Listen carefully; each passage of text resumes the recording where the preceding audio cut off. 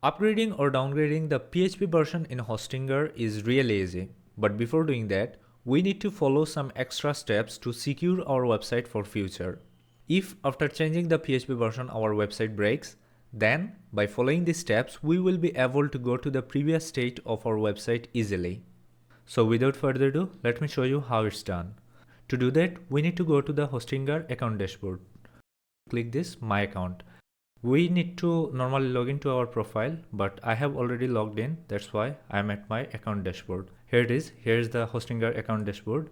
To select the website that we want to update the PHP version, we need to go to websites to search our domains, the main website that we want to choose. And here it is. I'm going to choose this one, yahobd.com, and I'm going to go to the domain dashboard. And here it is. Here's the yahobd.com. So after we reach here, we need to do a single thing to secure our website for future. We need to go to files and then backups. And now we can manually backup our website from here.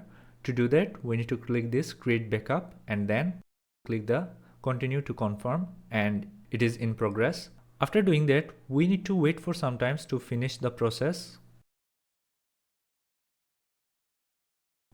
And here it is, it's done. After doing that, we can go to advanced to update or downgrade our PHP. Go to PHP configuration. And here's the page where we can upgrade or downgrade our PHP from.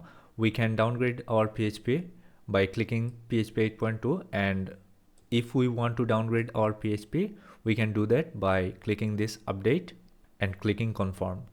And our PHP version is downgraded. If we want to again upgrade our PHP version, we can click this PHP 8.4. We can choose any of this if we want. I'm going to keep this PHP 8.4 and click update because this is the latest version, and I'm going to click confirm.